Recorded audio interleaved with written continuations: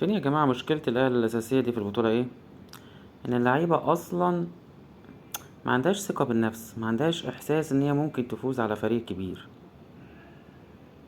يعني حتى شفنا اهو صن داونز لما لعب قدام بروسيا دورتموند والكلام ده كله، اللعيبة بتلعب للعب، عايزة تستمتع باللعب، عندها ثقة بالنفس. لا، لعيبة الأهلي في مشكلة عندها، ما مش فاهم المشكلة فين. يعني انت قدام انتر ميامي ضيعت فرص كتير قوي ومش عارف تسجل ولا جون اصلا. قدام بالميراس برضو كنت ماسك الشوط الاول كويس، وتيجي الشوط التاني اللعيبه ضايعه. لا، في مشكله نفسيه في التعامل في البطولات دي بالذات. عشان كده الفريق اللي بيبقى هادي زي فرق جنوب افريقيا كده، لا بيعرف يعمل حاجه، بيعرف يلعب.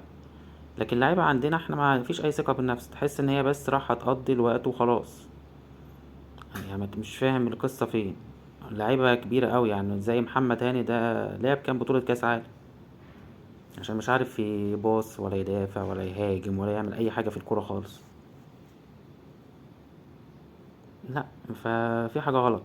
مش عارف يعني، وماتش بورتو ده الناس مفكره ان هو هيبقى سهل قوي. لا، الماتش صعب.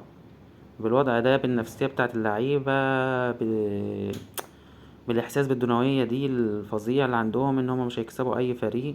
لا، الماتش هيبقى صعب. الناس بتقول احنا هنكسب اتنين ومعرفش ايه والكلام ده كله. لا، الماتش هيبقى صعب. بس يا ريت الاهلي يعمل حاجه بس ويسيب ذكرى حلوه في البطوله.